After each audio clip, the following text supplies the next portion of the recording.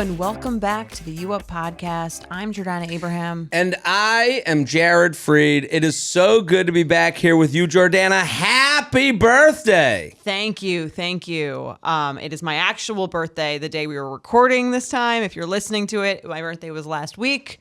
Thank you for and I'm going to say the exact number, 12 people who have DM'd me happy birthday today. Thank you very much. A lot of you, all 12 of you.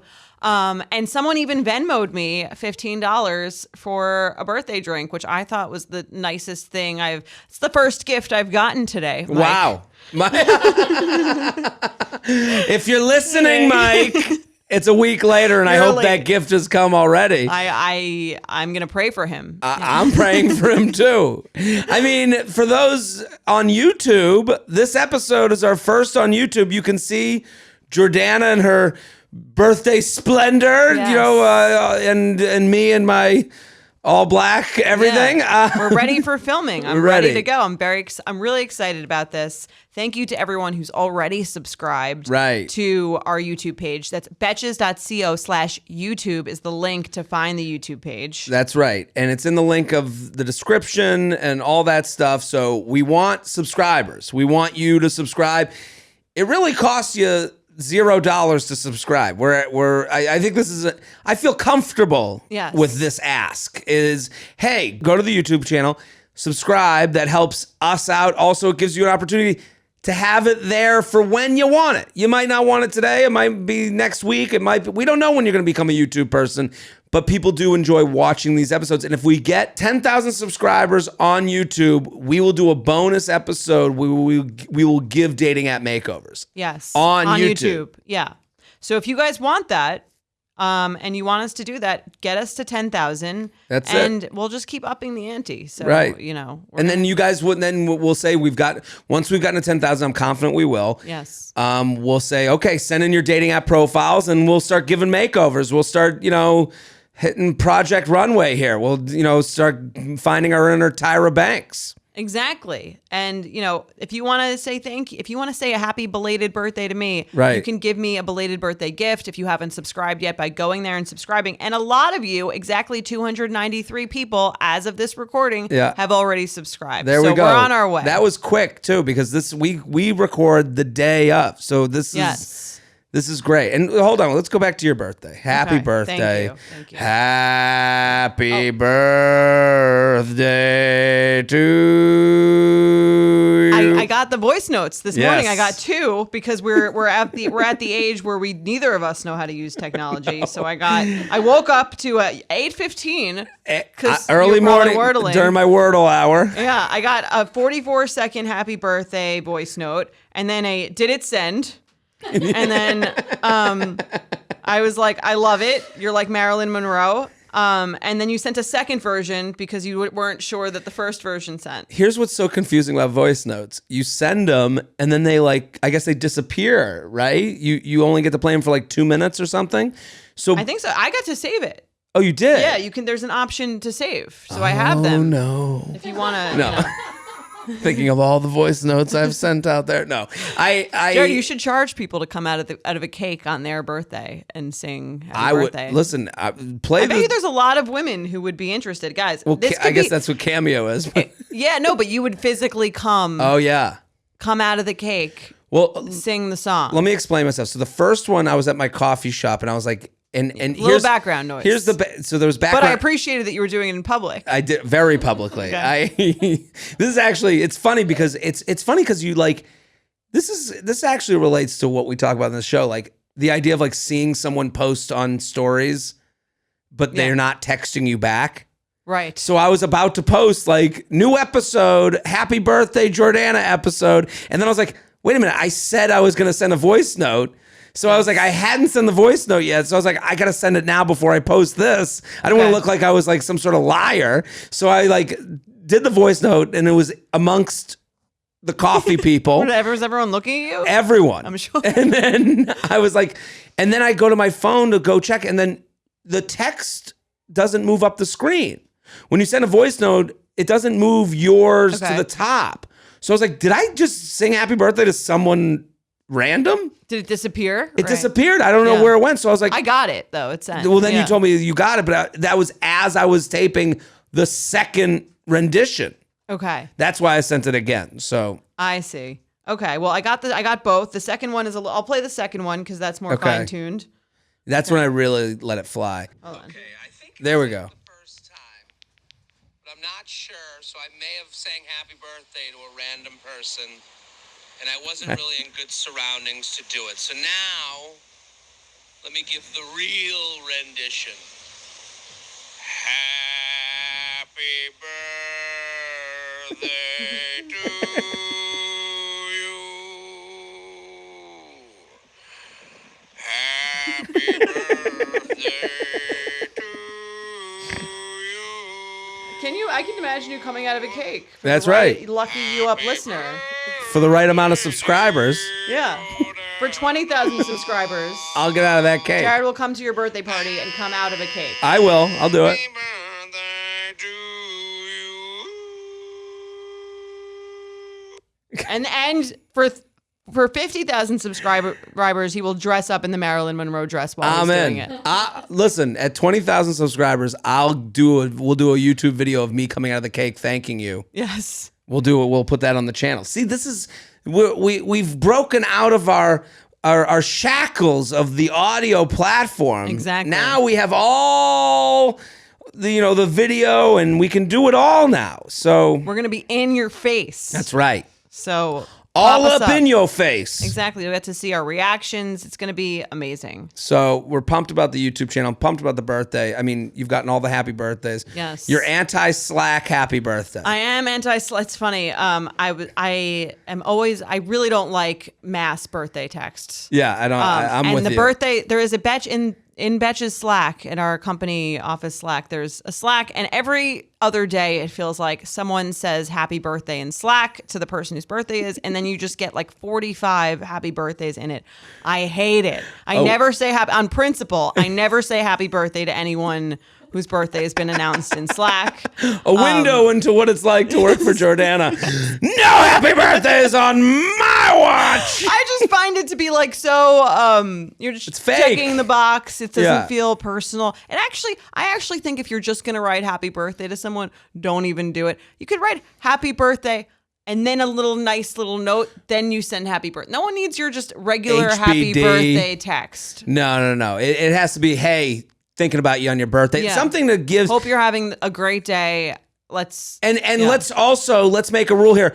Let's stop at happy birthday. Don't expect the conversation to go on, because then what you've done is you've now looped the person into having like 45 mini conversations of small talk. That's the throughout day. opposite of a gift. Yes. This is you've given work to the birthday person. Exactly. And I hate small talk. That's my biggest nightmare. Happy birthday. So how you been? No. I've been good. I'm old now. That's how I'm been. Yes. I'm closer to death. Let me figure out how to like end this conversation with a emoji, like a reaction on a different day than my birthday, because I'm busy on my birthday. Absolutely. And if you write, we should do drinks on the birthday after the happy birthday text, you are that guy.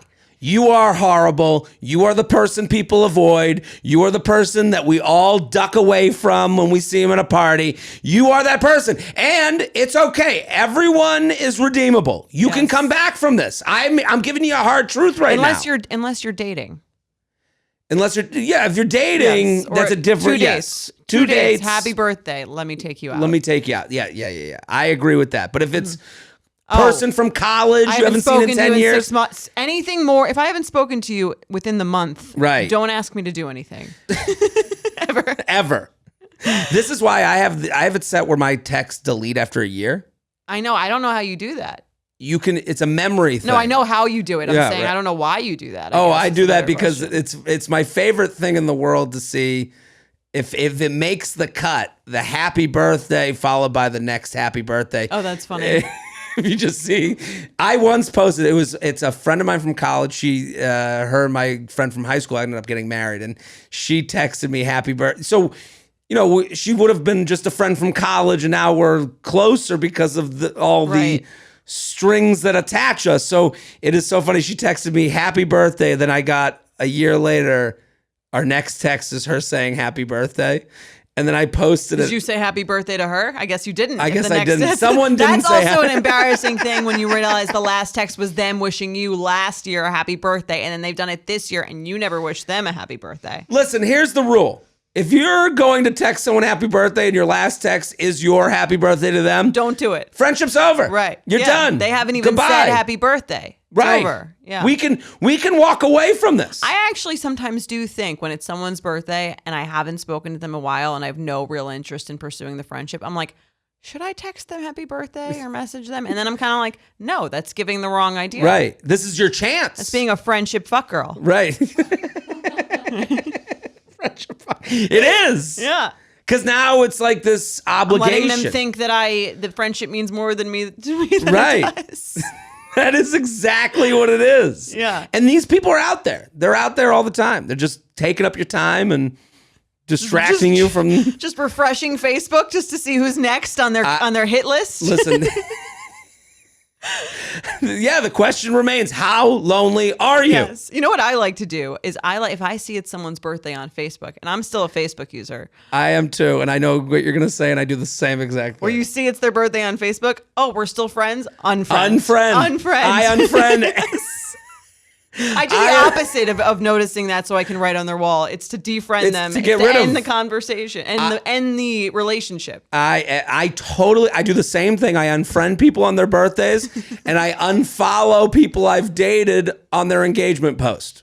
Okay. Our story has ended. That's fair. That's it. Yeah. Goodbye. Free. Go free. Enjoy your love. I'm out. I think that's smart. And I think that I do that. I would do that if anyone ever got into a relationship. I would be Okay. out. So the relationship post, you're out. Yes. The relationship post, it's like, okay, I don't need to, that's a lingering moment in my head. Now I'm doing a cleanse. I also unfollow models when they have their baby. Okay. I'm out. Any like Instagram model. Any IG Okay. model. This has gotten too real. You're a mom. I can't That be makes sense. fawning over you anymore. That's why a lot of Instagram models, I feel like, don't post their relationship. It's to keep those are probably their people. worst posts. Yeah. The boyfriend, 10 years. And I'm like, ugh, get out of here. Yeah. No, I Stop agree with ruining that. my fantasy. we've been in love for years. What are you talking about? Who's this guy? It's over. It's over for us. Well, happy birthday. Thank you. What's the plans tonight? Have we made plans tonight? What's the Yeah, birthday? we're just- People like hearing. Do they? I don't know. I like hearing. I like knowing what people do for their We're going to Strip House, which is not a strip club. It's a very nice steakhouse. yes. It's not a. It's not. It sounds like a strip club. Bring me to the strip club, Mike. Yes. That'd be Strip house. right. Yes. Jordana's We're really at that painting point. a picture We've of been herself. married less than a year. I need to, So your pick oats. things up. Yes. No, we're going to a lovely steak dinner. It was nice. Strip house is a nice place. It's got like Good. that. Like I've never been. I think it has kind of the throwback, kind of mobster New Yorky. Okay. but it's updated. I like a nice dark room martini steak is like a nice birthday vibe. for That me. feels very birthday. Yeah. That'll be fun. Yeah. Nice dinner Wednesday night, New York City. It's cooling down. The misty sky. It's nice, cool day Gothamy today. right now. Yeah. Yeah. A little not sunny, but I don't care. It's pretty, No. it's nice. This is tonight would be a night out. Tonight's a good steak. Gotham, very New Yeah. York, foggy. We're gonna smoke cigars. Smoke cigars. It's gonna be amazing. Martinis, blue cheese, stuffed olives. Love it for you. Exactly. So Thank happy you. birthday. What are we talking about? Do you have any shows? I got for the- shows. I let's got hear 'em. shows. I got shows in different area codes. Area codes. Shows. Shows. I got. This is the shows bit. Yeah, this is the show's been. Okay. So, listen, if you're on YouTube, you're getting all the stuff right now. On the road again. On the road again. So I'm going to be in Buffalo this weekend. If people came to Chicago, thank you. Speaking of Gotham type cities. I mean, I love Buffalo. They got a little sensey. just a tad. Tad sensey Did last you get time. any angry messages? I got one guy that was like, keep Buffalo out of your mouth. Keep my city out of your fucking mouth. That's what it was. It was very Will Smithian. Yeah. And I was like, yeah, the most sensitive cities are usually that way for, Imagine being that loyal to a city. I can't imagine city's being that not loyal to loyal to anything. Yeah. What do you said about my wife? Yeah, that's pretty funny. To me, it's like obvious, like we're joking around, but also nobody spring breaks in Buffalo. So right. Both can be true. You could have a great town where people are provincial. It's a very like everyone knows each other's city. I've said this a couple times, but it's also like, I'm going to I bring my bag of laughs, all my props. Yeah. And I go on stage and, honk my clown nose and then leave. Not personal. It ain't personal, but I'll be there this weekend. Get your tickets if there's any left. No football game, so you got nothing else to do. There's literally nothing in Buffalo. Get there. Gonna be in Detroit. Oh, Detroit. It's becoming an issue. Detroit has gotten out of control. Why? All your family's coming? It's my mom's side of the family. My mom is a disaster. My mom is just. I can't. I'm gonna be pretty honest right now. Okay. My mom is out of control. How so? So I have my mom's side of the family's coming to the show, which I'm happy to have them.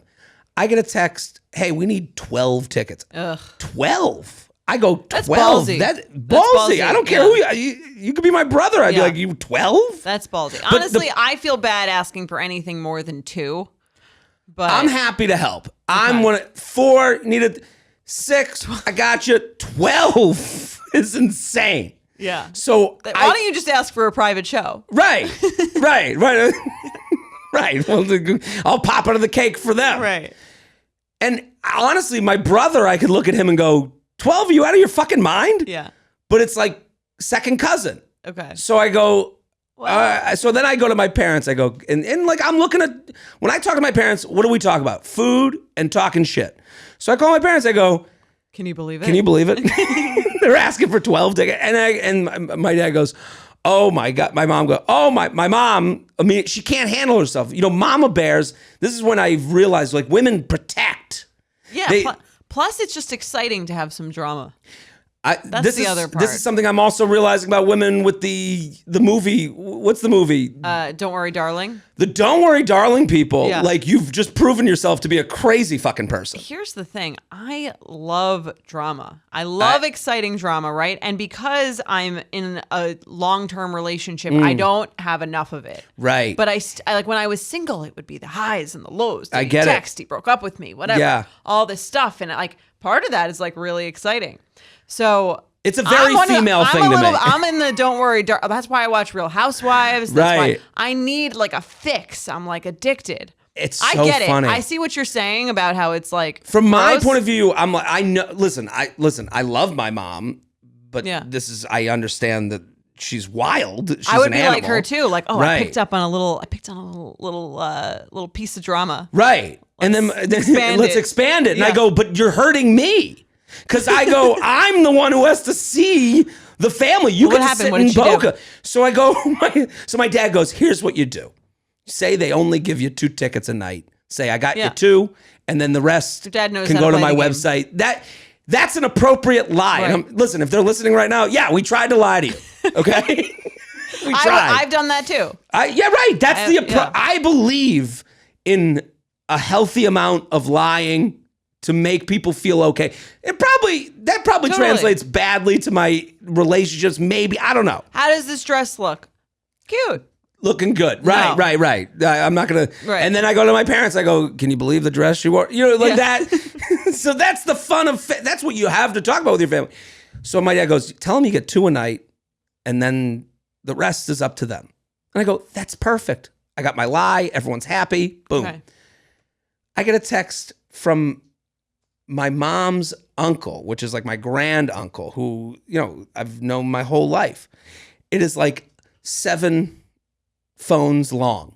Okay. And it was like, I heard there's a bad rumor that we wanted 12 tickets. That's just a rumor. No, that's not true. We're going to be there. We don't want to bother. And I'm like, I know exactly what happened. Right. She went to the cousin, said, how could you ask for 12? Now I'm getting apologized to, and I'm the asshole who's complaining about them with 12. You're the one who's then you've been caught talking shit. Right. Yeah. And now I have to go to the show. Now my mom gets to sit in fucking Boca in Safetyville. Just high off of her drama. Right. She gets all the fun of her drama. Shooting it up.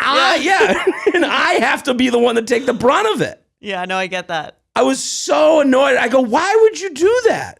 You know I have to. I go, we had it all planned.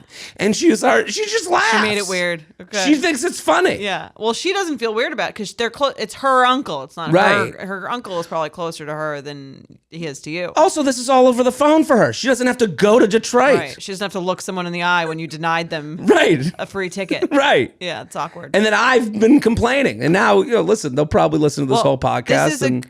This is a good advertisement for that show if you want to see it be weird. Yeah. Oh, if you want, come to Thursday night. I think they're coming to all the shows. They're probably going to sit up front and just stare at me. And they're going to see it. And if there better not be any empty seats because then they're going to be like, oh, I thought you were doing okay. You had two. Yeah. Looks like you have room for a few more. Right. So Detroit, if you want to see an episode of Real Housewives of Bloomfield Hills, you can come to Royal Oak, Michigan. Then I'll be in Albany, Milwaukee, Mohegan Sun, come to the casino, Timonium, Magoobies. That's right. Richmond, and I'm coming home to Boston. Already sold out. Wow. Wilbur. The Wilby. Love it. The Wilbur. Already sold out. That's amazing. Homecoming. Thank you. I think we're going to add a second show. That's awesome. So if you're listening right now and you're in Boston, show 1 done. Show 2, maybe. If it's happening, it's on my website now because I just got an email about it just now. And it'll sell out. So it will sell tickets. out. Okay, so we have because he only has 2 comps. So that's you better right. Get your tickets now. 12 is insane. 12 is crazy. You can't ask for 12. Even if you were like. To me, it's like, even if you wanted 12, like, I still wouldn't, right. Saying 12 is crazy. Yeah. They don't even expect 12. Right. But you put it on me. Yeah, that's insane.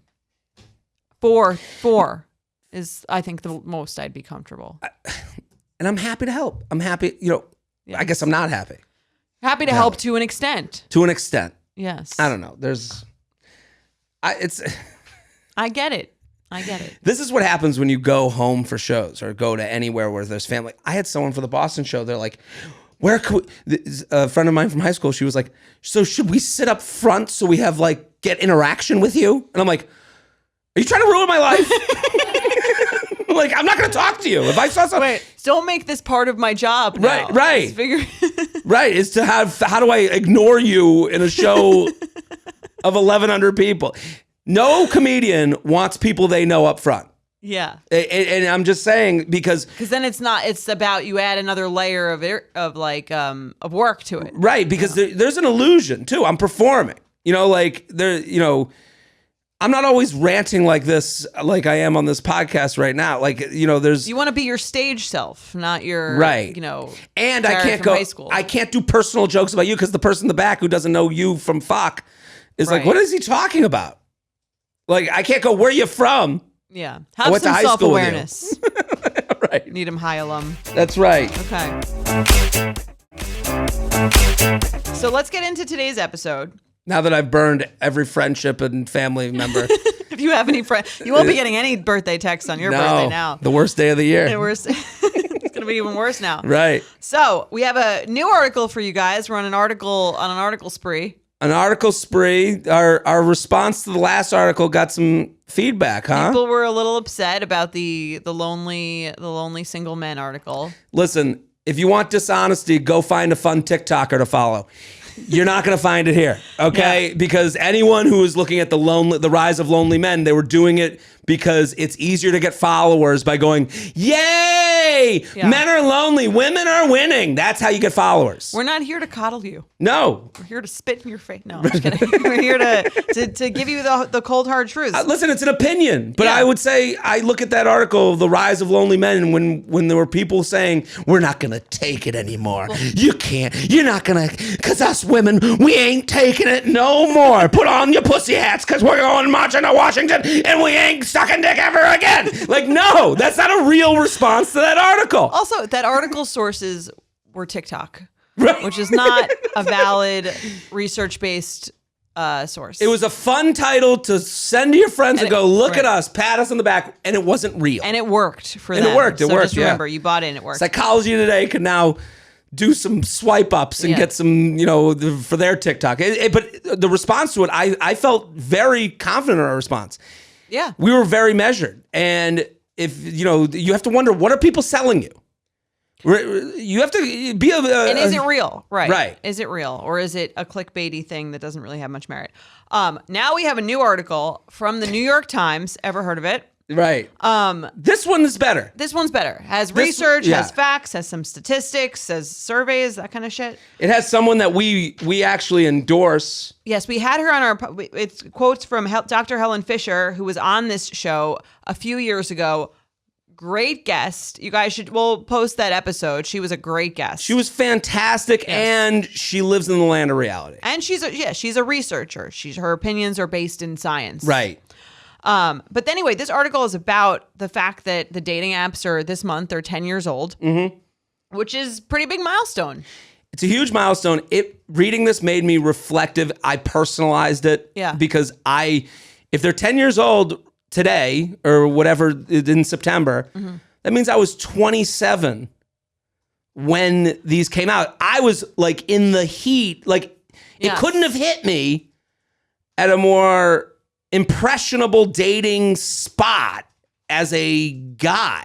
I have a question for you about that. Sure. Okay, so when they came out, I was freshly 23. Uh-huh. So, but I was like pretty much, I had 1 year out of college dating without dating apps. Yep. And then it was dating apps. So, but for you had probably like 4 or 5 years of dating without the apps. But there were dating websites. Okay. Like J-Date was happening. Was a thing. People were on dating websites, and me being one of them, Yeah. it was starting, and dating websites had just stopped being, or it felt as though it wasn't for like nerds at home or divorcees that didn't know how to, didn't want to like have people to go out with. Okay. They were stigmatized. They were a little bit. stigmatized. And then I remember they exist and they were fine. They were like actually like made some sense. Right. And Well, it was the difference is those weren't a swipe. no, well, Right. that is the thing. I remember when I was 27, they came. I didn't remember I was 27 until this article, but I remember at the age I was at when they came out. And let me give you the male side of this, and I think this is like important to even acknowledge, but it isn't really acknowledged because it's kind of icky. Okay. But dating apps or dating websites were like, you are going on a date. When the swiping apps came out, I was like, whoa, I can just see if like I can Just play see if this hot, person thinks I'm hot or not. Right. It's like in the Social Network when he Right. makes that face smash thing and you're Yeah. just kind of clicking who you think is hotter. Right. It became sort of a version of that. And I remember when Tinder came out, I remember exactly where I was. I was at a brunch table. Okay. And some people were talking about it. And so everyone downloaded it at the same time. Right. And they were just having so much fun. Yes. It was just like it was like that instant feel of gratification. Someone that was cute liked you back. And it was just very exciting. And very exciting. And there was like, and what you say is so true, fun. Like it was like this fun thing that was very shallow. It wasn't like, it didn't feel like you were dating. Right. It is actually, I feel like it was weird to go on an actual date almost from them. There was still a little something where it's like, oh, you're going to actually go out with them. right. And it was and I remember in that vein, it was like, it kind of served the purpose it feels like it should only serve, which was like this like one little piece of your social life Right. that only kind of happened in the darkness, The like dark in the corners, alleys, yeah. the dark corners, like, hey, I'm at this bar, you might be nearby. It was Or very you quick. saw a friend on there and you're like, oh my God, they're on They're it on, too. right? And that was kind of Hinge was started. It was called Hinge because it was you were Friends. hinging off of a friend. It was based on like your Facebook friends that you had in common. Right. And you could then you'd see someone on Hinge and you go, hey, what's the deal with this person? You'd go to the person you had in common, and then you'd message about the person you knew in common, and hey, I'm out. You know, Yeah, like it was felt like a safer version of the Tinder type thing. right. But it did feel like it now with a dating app. I was thinking of like how I look at it now versus how I looked at it then. Mm-hmm. And then again, I was 27, so younger, not in the same mindset maybe that I'm in now. But it never felt back then like there was any importance to it. Mm-hmm. And your friends in relationships were like, if I had Tinder, Yeah, I'd be fucking like swipe for crazy. you. Let me swipe for you. It was very like, didn't matter. Right. And now there's seemingly, it's like we've all kind of gotten hooked on the drip of it. Right. And that's, I mean, a little bit about what this article is about, just saying that so many people are burnt out with it. But it gives a good side to both, to the positives and the negatives of it. It does say the positive. Yeah. That was nice to hear. They're like the people who have gotten relationship from it have a positive experience with it, Yeah. right? So they said 12% of Americans, and this isn't from 2020, so it could be even more at this point. 12% of Americans have married or been in a committed relationship with someone they met online.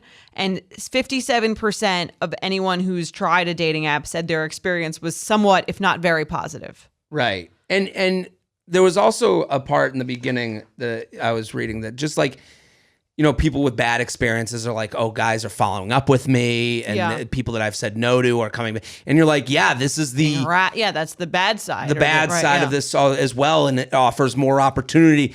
You know, the guy you meet in a bar that kind of acts like a dick, like you leave and you didn't even exchange a name or anything.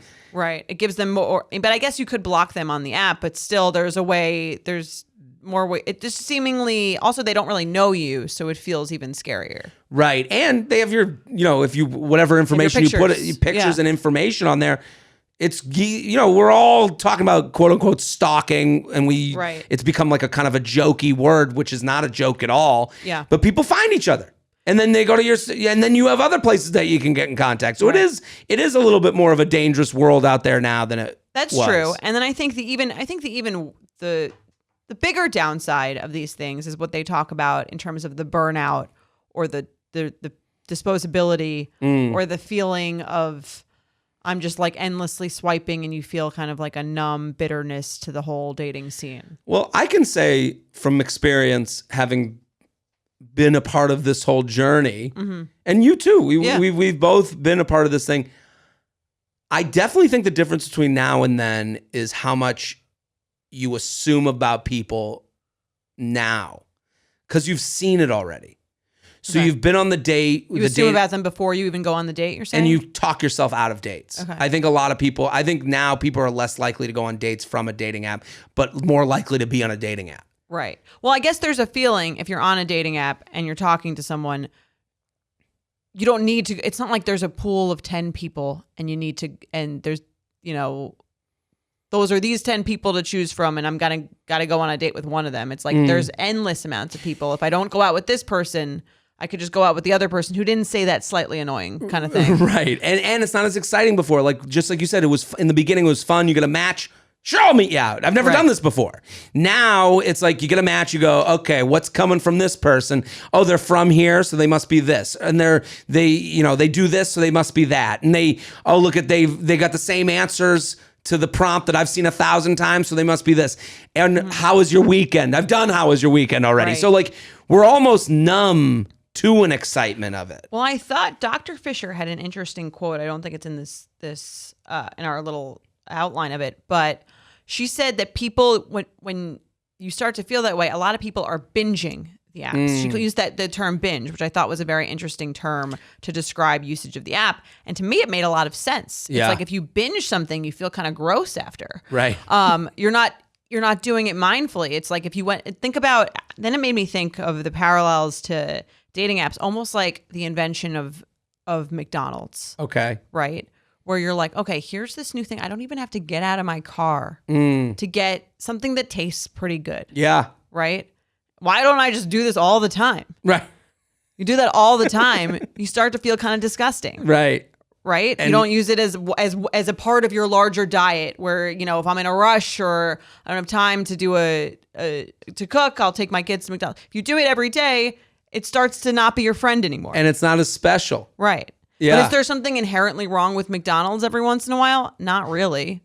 What's so funny? We were on the same wavelength, chose different vices. Okay, what did you choose? I thought about alcohol. Okay. I was like, it reminds me of alcohol, the way they're talking about dating apps. Like, yeah, having a drink every now and again is great.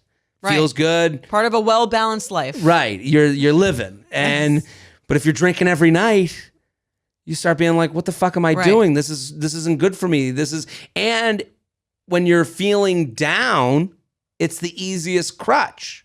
Right. It's just like you said with McDonald's. It's the easiest thing. You don't even have to get out of the car. Having a drink is the easiest way to not deal with feeling bad. Right. I mean, like, and these are all things, I mean, maybe not alcohol, but invented to make your life a little easier. I would in say theory. alcohol too is Sure. invented to take your time, ease your Make your life easier to get through. right. It's like, but fair, because McDonald's, alcohol, a cigarette, dating app, like it should be in that world of caution. Right. Like a Surgeon General's warning could be, in what responsibility do these apps have? We never think of them having any responsibility because we're like, no, you're just meeting new people. I think one of the things this podcast does is it helps you to be an educated consumer of these things. It's not saying, and I don't think anyone's saying don't use the apps. I think and they said this sort of in this article, the best way to use the apps is, and what you said, the way it used to be fun when it started was it's part of your whole life way. It's not the only way you're meeting people. It's not the only way you're communicating with anyone, but it's one piece of the pie. Well, to go back to, I know I was making fun of it, the person that's like, the rise of lonely men, and the person that's like, that's us saying we're not going to take anymore. That's not an honest measure of what the apps are. Right.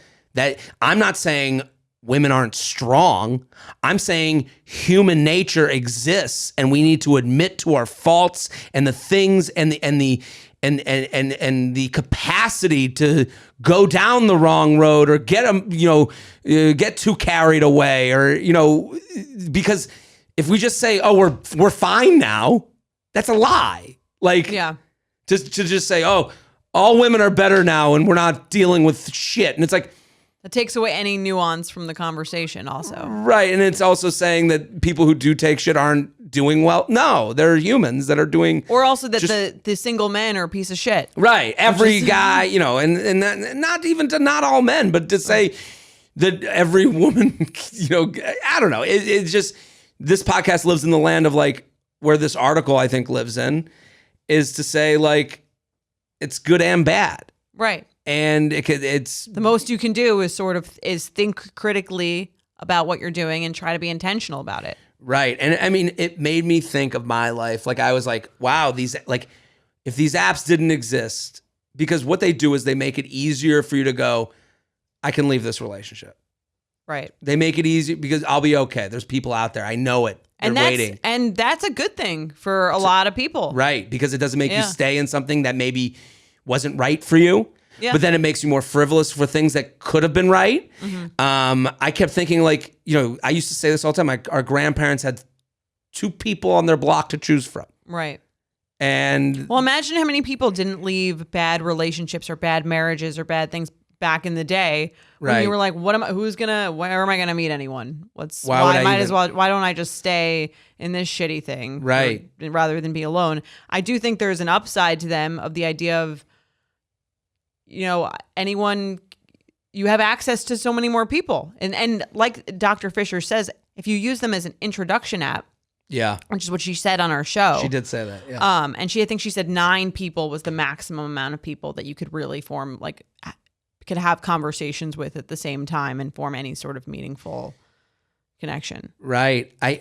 It's wild because, life is a petri dish.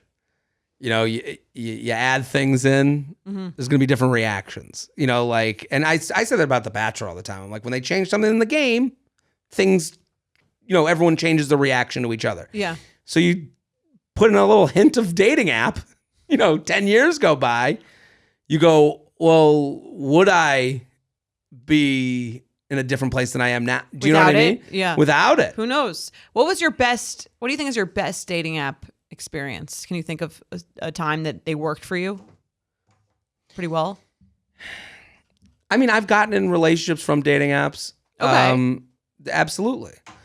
So then that's Yeah. someone you might not have met otherwise. I wouldn't have never met some people. It's funny. I think of the scenarios that were the beginning ones better than I do think of the scenarios now. Now. Okay. Like the fun ones. Like I do think of I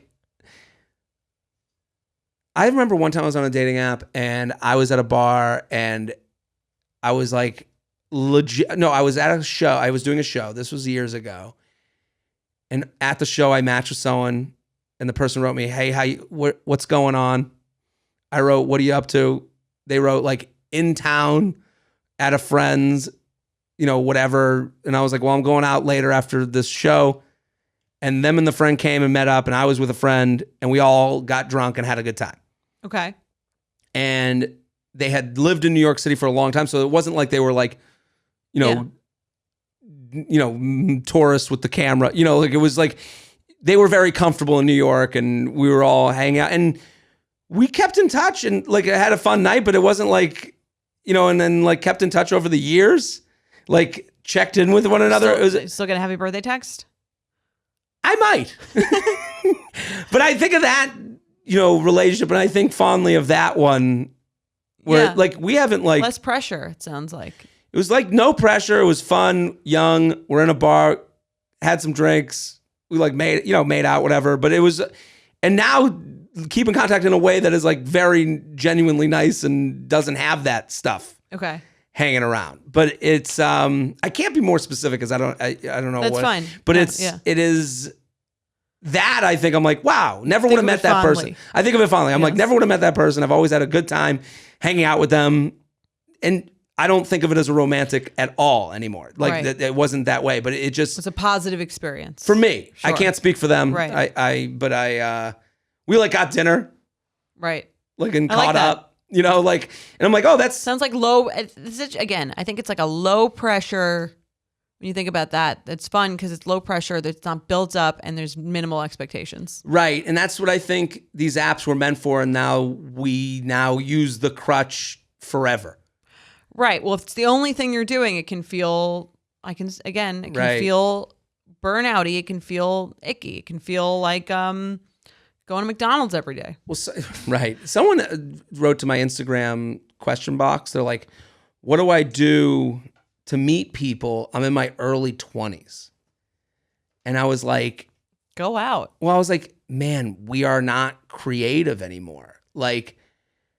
Early 20s? I was like, go to a pregame. I mean, I want to go to a pregame. Right. I want to go to I haven't been invited to a pregame in a long time. Jordan on her birthday. It's been 30 years since I've seen a pregame. Hold on, can I read it to you? Because I just thought it was... Pregame is the modern day saloon. Right. When your grandmother would put you on her, in her saloon and you'd have people come and court you. That was how you met people back in the 1800s. What is it? There's a name for it. It's getting courted. Cotillion. Something like that, yeah. A pregame is the modern day cotillion. Tips for places to meet people in your early 20s without using dating apps. And when I got that question, I'm like, wow, we are so addicted to this McDonald's, the easy answer, that we're not even, this is the easiest bit of creativity. I was on a plane. They wrote tips, places to meet people in your early 20s. So I wrote back, early 20s, you will never have a bigger friend group than you have now. And then they have friends of friends, and you know what? They literally all have free time. No one has like Kids. the engagement party, the kids, the mom's birthday, the dad's birthday, whatever, the significant other's birthday. All you do is have See time. where the night takes you. Right. And then I plan them a Labor Day Derby party. A what? I call it the Labor Day Derby. Okay. Teams of 4. You go to 5 bars, regular bars, and the 5th bar is a rooftop. Scavenger hunt. It's scavenger-y. Okay. It's more like a relay race. Right. So they go 5 bars, last one's a rooftop. Each team dresses as different forms of labor. So teams of construction workers, teams of miners, teams of doctors, teams of pregnant women. At each bar, someone in the team has to chug a different drink, shot, beer, wine, margarita. Once the drink is done, you run to the next bar. The last place is a rooftop, and the whole team has to finish a burger and fries and a pitcher of water. First team done gets their drinks paid for by everyone else for the day. I love now this. you're in. You're in. This is part of your party company. What was the? I keep what was the my name? side hustle. Yes. What was the? We've people, had a a lot of few people wrote in. They made you some cover art for your bachelor party planning service. Cheers batches with Jared Freed. I liked that one. You got another one that was kind of like a brothel. This sounds kind of bad. Jared's Bachelorette Factory. Yes. that was a little weird for me. A little brothely. But I don't know. That question to me, early 20s, you have no idea. That I think means if they thought a little harder, they could figure it out. But that's the point, is that we don't think a little harder because we're like, I'll pick up my phone and go to the app. Right. I'll just go to McDonald's. Right. Why do I need to like go pick up groceries, clean up, make up all this stuff? It's the easy way out. But I think that if you're intentional and you think about things, and again, that's not to say you can never use them. I think they're very helpful in a lot of situations, but just use them mindfully. It's like social media. You can feel burnt out and like complete shit if you're on social media every day for 13 hours a day, like I am. Me too. But if you try to think about it and you're like, I should get off, or if you think about it, even just the act of thinking about why you're doing it when you're doing it, or thinking about the way that you're thinking about it, I think gives you a little more perspective, will make you feel a little better. It's the same thing as like, I mean, I'm doing this all the time. Am I full? Right. Have I eaten enough? Like, if you don't think about that, it's harder to do in practice. Yeah, but you're 7 bagels down the road. Right. Going, I'll get some pizza. Let's do some awkward sex. You ready? I'm ready.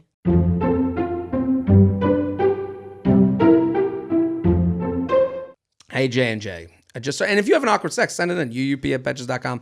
uup@betches.com. I just started listening to the pod around 9 months ago, and I got out of a 5-year relationship. Starting to date again in my 30s has gone a little smoother with the guidance of you too. Thanks for all the laughs as well. Anyways, after listening to the awkward sex stories, one came to mind that I thought would be worth sharing. When I was a sophomore in college, I met a very large young man. This woman is writing this email, and I having read it already, she writes it like she's actually 75 years old. Should I read it like she's 75? Yes. When I was a sophomore in college, I met a very large young man, nearly 7 feet tall, at a party. Everyone at the party was astounded by his stature. It does these words. And he clearly caught my eye. So he's certainly caught my eye. That That just showed my inability to read. And his was astounded by his stature, and he certainly caught my eye. He told me that he was going to a school a couple states away, but would come to our town often to visit friends. We headed back to my college house that I shared with 5 women. It's changing.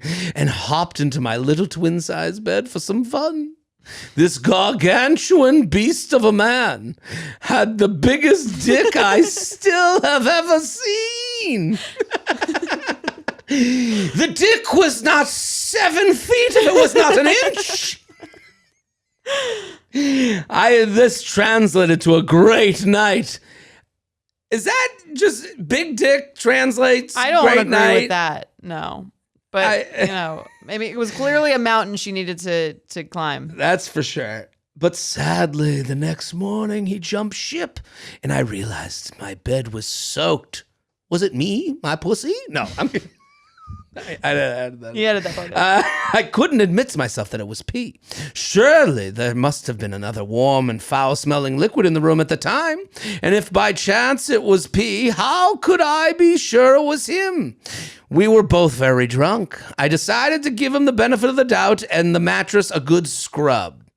A month or so later, he was back in town and back in my twin-size bed. This time, the combined weight of me and my XL suitor was more than the tiny bed could take. I woke up from my haze to the shocking sight of a mammoth man sleeping on my tiny broken bed, completely naked with the exception of a bright blue condom from the jar at the health center still encasing his giant dong.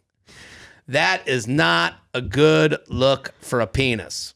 A condom at the end of a flaccid penis. It looks like it should be floating in the ocean. Very sad. Yeah, just looks like it should not a good look. Floating down the river of a bad section of town. Yeah, it doesn't look great. This image is as clear in my mind today as it was 12 years ago. And I do believe that the bright blue health center condom saved me from waking up in a piss puddle. Was it full? Is that what she's saying? I guess it's a water balloon now. Yeah. The bed was dry this time. Of course, I said yes when he asked to come over once more a few weeks later.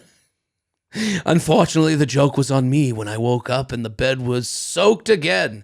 This was the final straw and the bed was retired to the dumpster. I never saw the guy again, but my roommates and I will always remember that big fella as the bedwetter. Sincerely, too piss poor for a full-size bed. What a tale. Yeah. Very large man. Yeah, I guess. How tall was he? Nearly 7 feet. Wow. 7 feet, if not an inch. Yeah. That's tough. It's tough to be that tall because you're going to be remembered. Oh, yeah. And get a nickname. Yeah. No, there ain't You would think it would relate to his height and not be the bedwetter. No. Oh, that enormous man. Oh, we call him the bedwetter. Oh, damn it. He probably has a huge bladder, too. Right. Just given the size of him.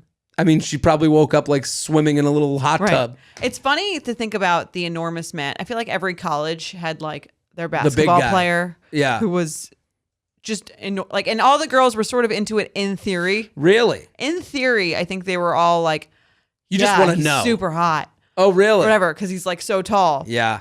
But then in practice, it was always a little weird. It's like too tall. It's too much. Yeah. Yeah. I got there's like an oddity to it. Yeah. 7 feet is tall. That's very, very tall. Like I'm 5'8.5".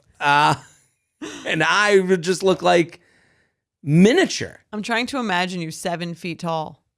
Oh, no. That's so tall. Yeah, and it's like they have to talk about it all the time. Like there's right. Someone's asking them about it all the time. Wow, you're tall. There's comedians. So annoying. It's got to be the worst because there's comedians that are like very tall and like that's what they talk about. Just get comments on it all the time. All the time. You can't just go about your day. No. Like people will just say tall, just like look at you. First thing they say. Right. Well, at least she gave him something else to talk about. Right. What do you got? Any name ideas? Maddie had the super soaker, the big dig urine energy. Okay. And the bedwetting bandit. This made me think of the movie Elf. I just pictured Will Ferrell, and you know when he like is in the beginning parts where he's one of the elves, but he's 7 feet taller than them. Just imagine him doing this. Right. I could see that. I didn't. Yeah. I kept thinking the big Kahuna. I like that. Just the big Pihuna. Big and tall. Big and tall. Big and tall. Right. The super soaker's good. I like that. I can't believe she didn't address the fact that he peed in her bed either time. It must have been so much pee. Right? He's like, imagine a larger animal. I imagine his perspective though. He's like, fuck. I woke up in a bed that I broke. Oh. Like how? Yeah. It's not, I'm a monster. Right. Like he's got the problem with being 7 feet is you're twin size bed too. Right. You're always uncomfortable. Yeah. That's the other thing. Like I get into bed, like I don't have to like. Imagine flying economy. I can't. I won't. I won't imagine it. It's too horrible of a vision to even entertain. I cannot fathom living that life. But I mean, I would say that the bedwetting twice is more of the deal breaker. Right. So you'd be out if they No, there's like bedwetting guys. Like I lived in a fraternity. There were guys like known as bedwetters. Yeah, drink less. That's the solution. If you know that when you get really drunk, you pee in yours or someone else's bed, there's a solution out there. mean, what's to be done?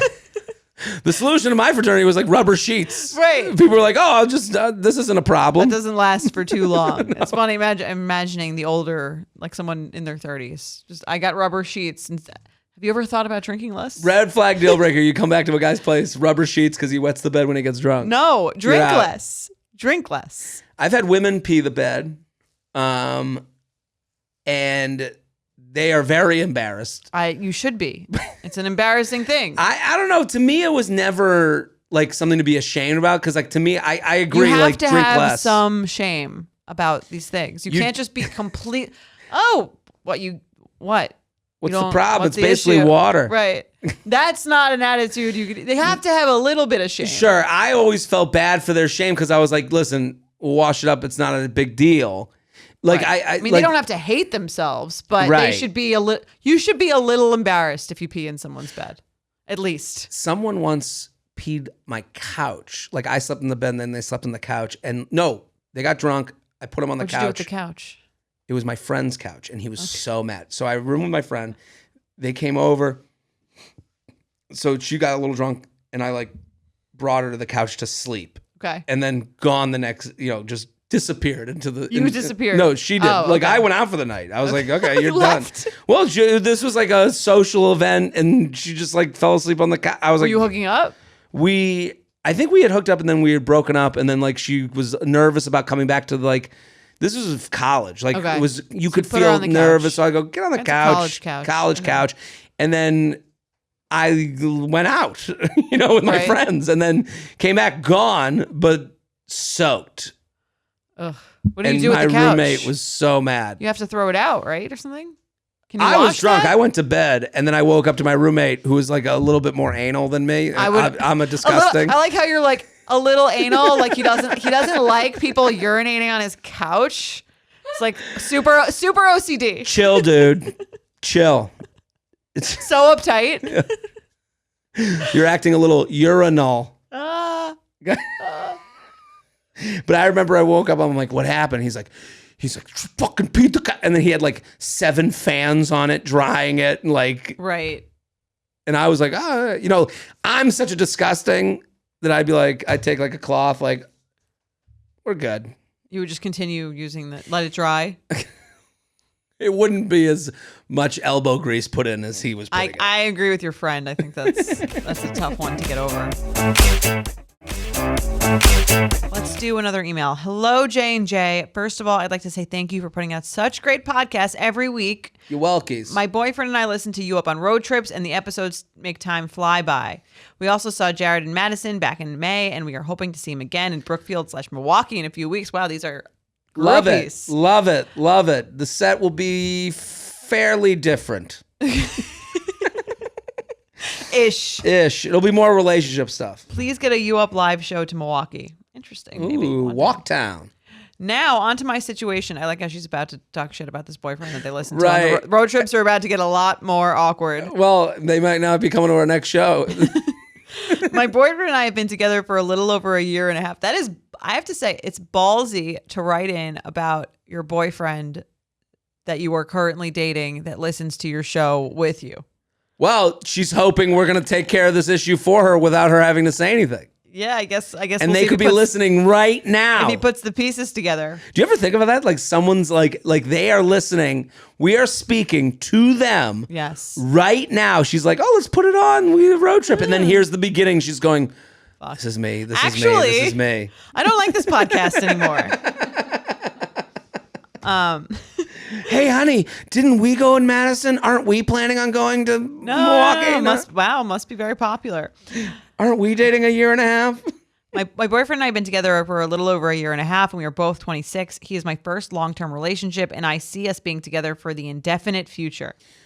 Boy, she makes it sound so Indefinite future sounds indefinite. like I even got a little nervous. Oh, it's like those It's a long time. Those captions, like 1 year down, forever to go on the anniversary. It's In like, perpetuity. yeah, can you just chill? Yeah, it's a lot. Let's How about happy anniversary? take it year by year. Right. However, when the conversation of exes comes up, I always leave the conversation feeling frustrated and confused. I am his 4th long-term girlfriend, and the way he talks about his exes concerns me. First of all, he hates talking about them in general. Whenever I ask questions about them, it's like pulling teeth. I'm honestly just curious since I don't have any exes of my own. And as you've said on the pod, how someone talks about their past relationships tells a lot about that person. So I'm trying to get to know him better, as well as better our relationship and make sure we don't make the same mistakes as his past relationships. Second, when we do talk about his exes, he calls them crazy and doesn't really have anything good to say about the relationships. I've always heard that it's a bad sign if your boyfriend is calling his ex crazy, but could it just be that the relationship turned sour? If who broke up with who matters, the first 2 girlfriends broke up with him and the third breakup was mutual. He was cheated on. If he had, it sounds like not exactly mutual. If he had, We mutually discussed that she should fuck someone else while we're together. if he had one crazy ex, fine, but all 3. And now to get to what prompted me to write this email.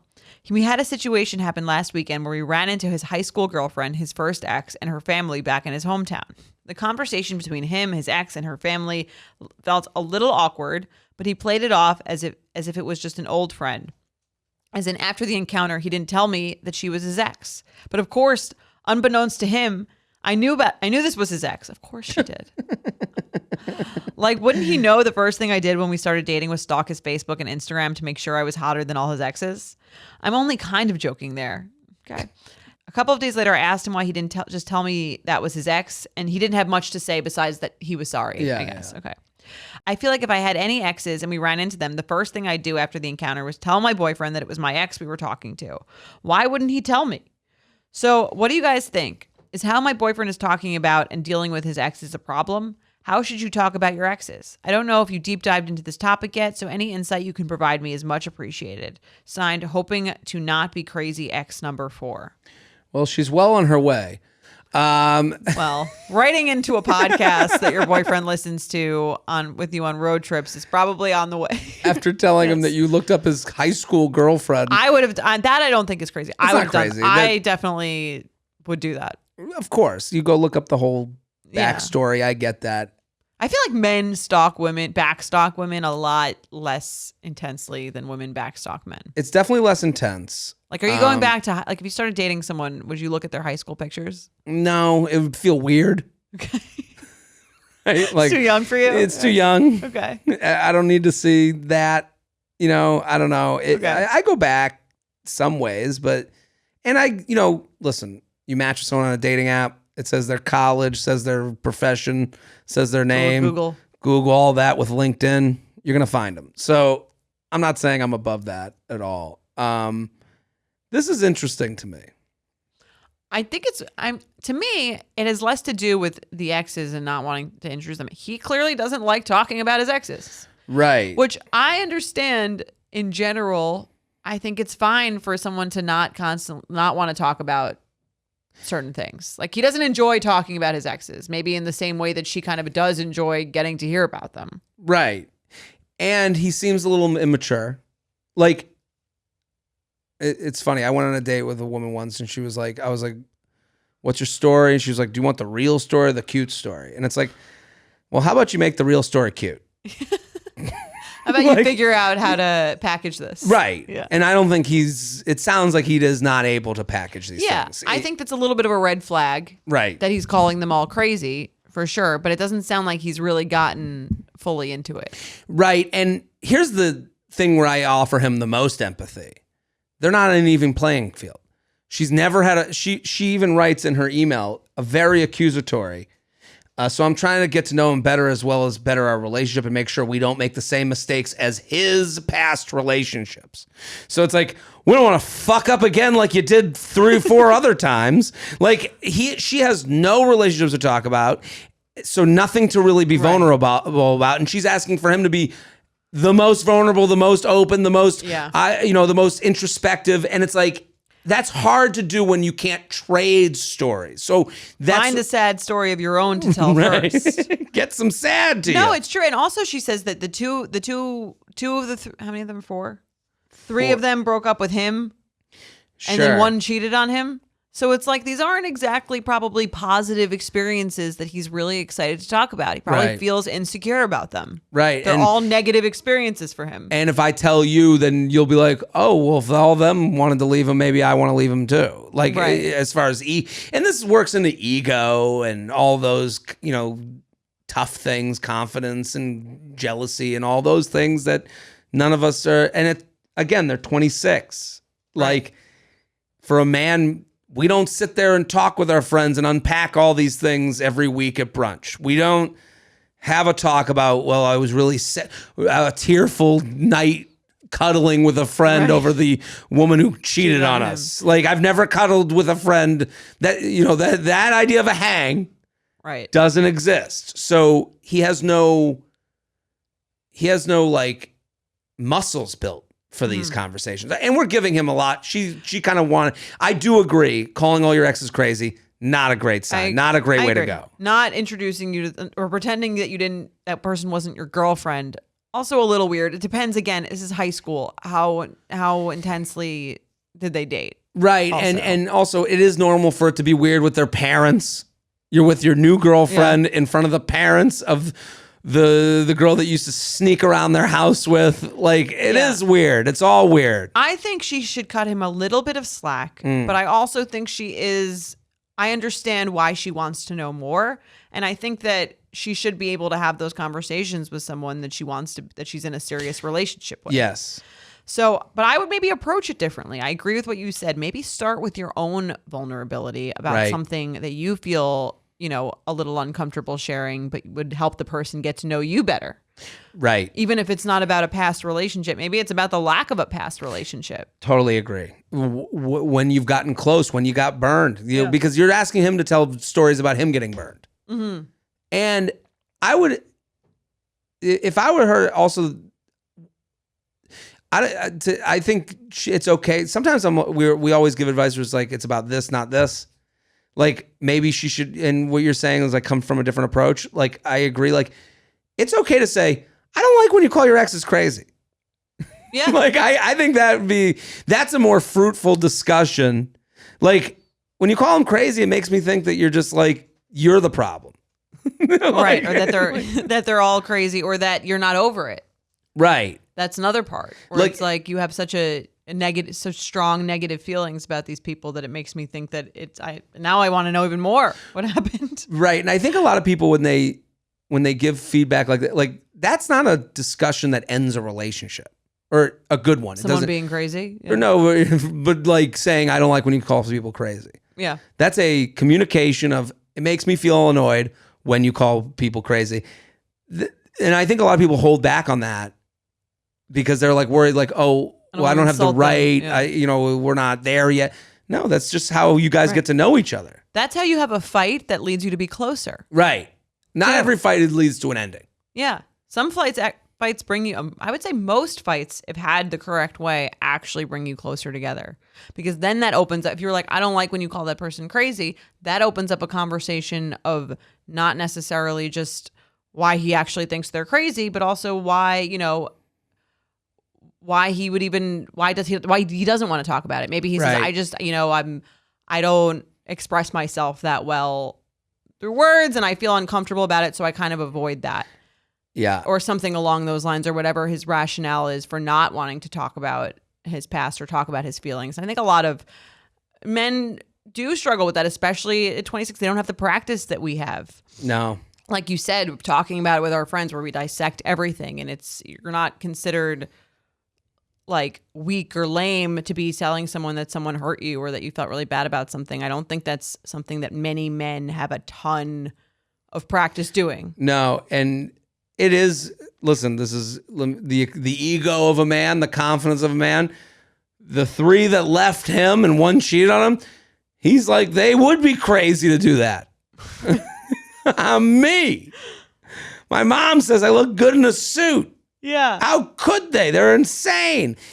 And I don't think she's going to get the one session where he just decides he's going to now he's going to spill it all. Yeah, I right. think sometimes with a lot of people, they're a little bit more guarded. There's a little bit more of a wall, and it takes time to slowly tear it down. I mean, Mike's a little bit like that. Like, it wasn't like he was like spilling his guts to me about every single bad thing from his past. I think a lot of people, you kind of have to, and that's part of getting to be in a more intimate relationship where it's deeper than it was in the past, where you have those conversations relatively naturally, and it's slowly you kind of like get more information. I think she wants like the tell-all. Right. She wants the men tell-all, but that's not as realistic unless someone is some men are very well versed in speaking about their feelings and they feel really comfortable with it. It doesn't sound like he's that kind of guy. Yeah, and the way she signed off the email, it kind of lets you into like this dynamic of like hoping to not be crazy ex number 4. Like,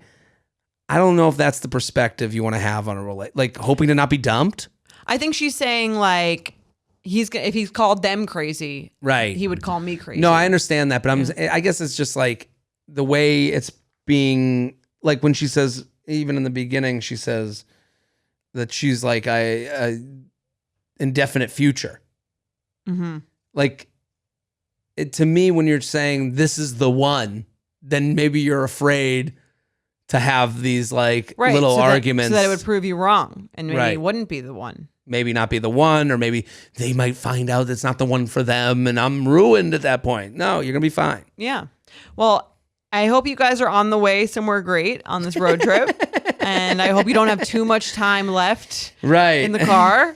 Actually, I hope you do, because what a great opportunity to talk about everything we just, all this advice we just I gave you. I think she'll be surprised. He's sitting there going, oh, someone saw my side of this.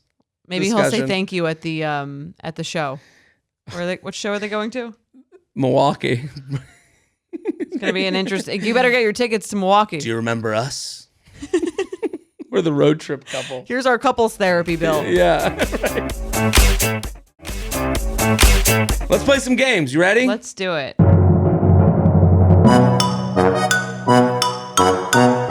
UUP@betches.com. UUP@betches.com.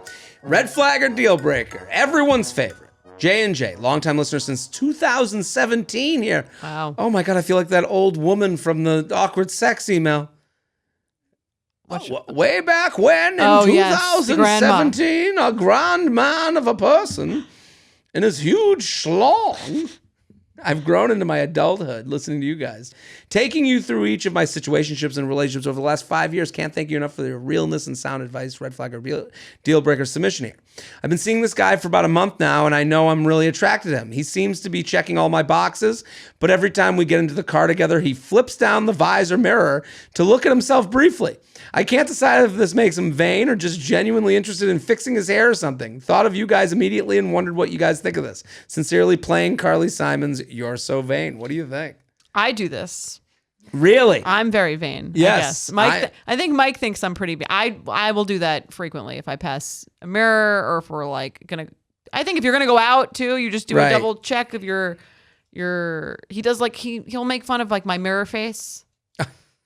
You know, like the face. Yeah. The Zoolander, Yeah. blue steel. Yeah, I think it's so funny. I mean, I think this is more common for women than men. Oh, I'm looking in every mirror. Oh, I'm you with are you. too. Okay. I'm vain I don't as think it's a fuck. big deal. Yeah. No, it's not a big deal. And also, it's just funny to do in the car, like you're like on the highway, Right. looking for adventure. You know, like if it's very like, you know, like Fonz, Zarelli, you know, cool guy. Yeah. Flip it down, flip it up, good to go. Like it's a little cheesy, but I don't think it's a bad thing. I agree. I think she could make fun of him, Right. which would be fine. How's but- everything look up there? Yeah, like I don't know. All good. It's just like it's very old school. To open to Flip go it down, flip it up. ready to go. Let's go, girls. Right. Let's go, girls. Yeah, it's just like the visor mirror to me is such a 90s, 80s It does make you thing. think of like those movies. Right, but maybe that's because we don't drive. Well, also, I would look in my phone camera. Right. Right. I'm so used to looking myself backwards on Instagram story too. Right. This guy's doing it old school. Yeah, I'm fine with it. He's cool. In his vet. All right, let's do another one. J&J, red flag or deal breaker. I recently went out with a guy I met on Hinge. A few days later, I was texting with him when I got a text from my best friend. The same guy had just liked her Hinge profile. She recognized him because I'd shown her his pictures after our date. Ordinarily, it wouldn't have fazed me that he liked my friend's profile too, but in this case, I was in the picture he'd liked. Maybe he thought it was her. Oh, is that you? It's confused. I'm very clearly in not one, but 2 photos on her profile. Finding this hilarious, I mentioned it to him over text, and he said he couldn't make out my features in her photos. So red flag or deal breaker, they like pictures of you without recognizing you while talking to you. I like that she's like, I found this hilarious. Not at all. She's irritated that he's still on the app liking pictures of her friends. To me, it's sending like a clear message. You think he noticed that he recognized her? I don't know. It is Sometimes when we do these dating app makeovers, I can't even. That's and I've fair. looked at a few of them. I'm like, I'm not even by the 4th one. I'm like, I'm still not really sure which one is you. is you. Yeah. You guys all kind of look like young brunettes. Right. And obviously you're looking at the profile through your eyes. So Right. the picture of your friend is going to be not as clear as you would be. Right. So it would be understandable that he would see this woman's profile and the picture of the other woman wouldn't be as clear or good. I would say it'd be a red flag at the least, just because clearly he didn't enjoy the date that much. If he's not, I'm not on his mind enough that he's seeing a picture of me, he doesn't know not to like it. Right. Yeah, this is a tough one. Because you'd have to, it's an admittance that you're like, yeah, it's fun, but we're just chilling. Yeah. Like, if you're down. I would be a little turned off by it. Yeah. Because, and also, like, he is active. Like, he is on these apps. Yeah. He's not only active, but he's active and not thinking about you at all. Clearly. And also not apologetic. I mentioned it over text and he said, couldn't make you out. Oh, that was like, you? You all look the same to me. Just trying to fuck on here. Like, it has that vibe to it. Basically. Let's do one more. Okay. Love you guys. Red flag or deal breaker. He has a Christmas tree up in his apartment all year round. I went to a guy's apartment and he had an extravagant Christmas tree up, and it was July. The lights were on and it was filled with ornaments. I regret not taking a pic to show you. When I asked about it, he acted like that was a normal thing to do. Deal breaker for me. I mean, especially for you, Jordana, you could have crushed this thing. Yeah, that's absurd. July? July. No. Is it fake? I mean, even if it's fake, you can put it away. Right. Like, I guess my only reason the fake question is because is it like getting everywhere? Is it dirt? I would assume it goes bad. It would have to be fake, I guess, right. Because if it was real, it would be dead by then. Yeah, I mean, acting like it's no big deal is the bigger problem. That's weird. Yeah. Right. Why are you not putting it away? Don't you have any sense of social norms? Right. Oh, like if he was like, it's a joke. I just love Christmas, and if he has to relate this to reality, and in reality, there's no Christmas tree up in July. Right. And you have to admit that that's very bizarre. It's like, what if someone had Halloween decorations up in February? I'd be like, what is going on? Right. I just they were love yeah. What's the movie about the 3 aunts? Hocus Pocus? I'm just a big Hocus Pocus fan. I wanted that to be the theme of my apartment. I'd be like, problem for another reason. That's someone who's going to embarrass you in a lot of different ways going forward. All right. Thank you guys for listening to our first episode, or watching our first YouTube episode. If you're watching and listening, if you're still an audio person. We solved dating again. We did it. And in video format. We did. Don't forget to rate, review, and subscribe to both our podcasts on Apple or Spotify and our YouTube page, betches.co/YouTube. We'll see you. No. See you next week. Bye. Bye. Back next week. The U Up podcast is produced by Sean Kilby, Maddie Paul, and Jorge Morales Pico. Editing by Jorge Morales Pico. Social media by Maddie Paul. Be sure to follow at u.up.podcast on Instagram and send us your emails to uup@betches.com.